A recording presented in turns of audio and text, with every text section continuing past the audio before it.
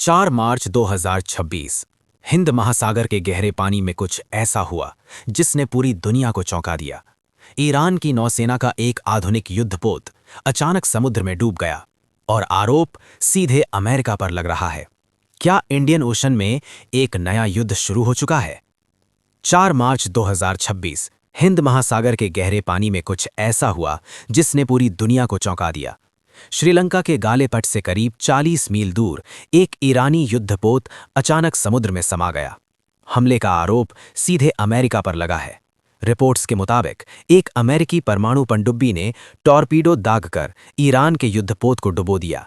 बताया जा रहा है कि ये हमला यूएसएस वर्जीनिया क्लास सबमरीन से किया गया। कुछ ही मिनटों में ईरान का जहाज समुद्र में डूब गया। उस जहाज पर करीब 120 से 130 लोग मौजूद थे। ताज़ा रिपोर्ट्स के मुताबिक लगभग 80 से ज्यादा लोगों की मौत हो चुकी है, जबकि कुछ नाविकों को श्रीलंका की नेवी ने बचाया है। डूबने वाला जहाज ईरान की नौसेना का एक आधुनिक फ्रिगेट था, IRS देना। इसे ज्यादा समय पहले नहीं बल्कि 2021 में ही सेवा में शामिल किया गया था। लेकिन इस घटना को और भी संवेदनशील इसलिए माना जा रहा है क्योंकि ये वही जहाज था जो कुछ दिन पहले भारत आया था। ये जहाज भारतीय नौसेना के बहुराष्ट्रीय अभ्यास मिलन 2026 में हिस्सा लेने के लिए विशाखापट्टनम पहुंचा था। एक्सरसाइज खत्म होने के बाद ये जहाज अपने देश लौट रहा था और तभी समुद्र में उस पर हमला हो गया। यहीं से पूरा मामला भारत के लिए भी असहज हो गया, क्योंकि तकनीकी तौर पर यह जहाज भारत का मेहमान बनकर आया था। अब सवाल उठ रहा है, क्या हिंद महासागर में एक नया युद्ध शुरू हो चुका है? भारत के अंदर इस घटना को लेकर राजनीतिक बहस तेज हो चुकी है। कुछ विपक्षी नेताओं का कहना है कि अगर भारत के आमंत्रण पर आया जहाज इतनी आसानी से निशाना बन सकता है, तो ये भारत की क्षेत्रीय सुरक्षा भूमिका पर सवाल खड़े करता है।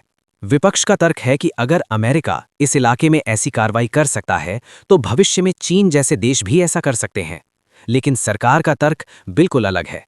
सरकारी सूत्रों के मुताबिक जब मिलन 2026 अभ्यास 25 फरवरी को खत्म हुआ, उसी समय भारत की औपचारिक जिम्मेदारी भी खत्म हो गई थी। हमला अंतर्राष्ट्रीय जल क्षेत्र में हुआ और भारतीय सीमा से करीब 100 मील दूर बताया जा रहा है। ऐसे में भारत का सीधे हस्तक्षेप करना कूटनीतिक रूप से गलत माना जाता। भारत लंबे समय से अपनी विदेश नीति में एक सिद्धांत पर जोर देता रहा है, स्ट्रेटेजिक ऑटोनॉमी, यानी भारत किसी भी वैश्विक संघर्ष में तभी सीधे शामिल होता है जब उसके अपने हित या सीमाएं प्रभावित हों।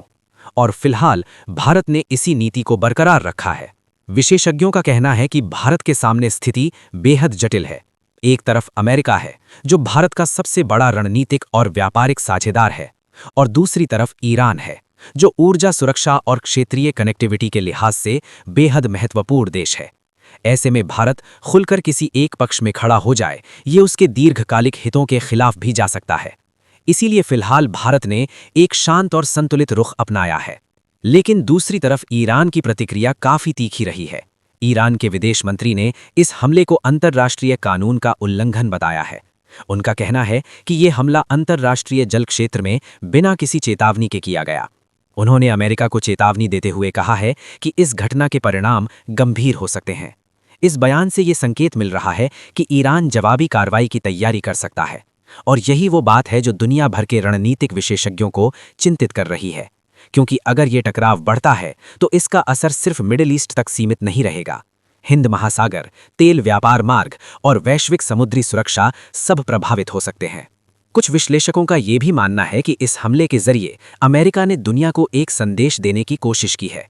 संदेश ये कि उसकी नौसेना की पहुंच दुनिया के हर महासागर तक है और कोई भी देश पूरी तरह सुरक्षित नहीं है। लेकिन दूसरी तरफ आलोचक ये सवाल भी उठा रहे हैं कि अगर अंतर्राष्ट्रीय नियमों की बात की जाए तो क्या ये कार्रवाई खुद उन्हीं नियमों के खिलाफ नहीं है? यही वजह है कि इस घटना ने वैश्विक राजनीति में एक नई बहस शुरू कर दी है। कौन सही है और कौन गलत, ये सवाल अलग है, लेकिन एक बात साफ है, हिंद महासागर में हुआ ये हमला सिर्फ एक जहाज के डूबने की घटना नहीं है। ये आने वाले समय की बड़ी भू राजनीतिक टकराव की शुरुआत भी हो सकता है।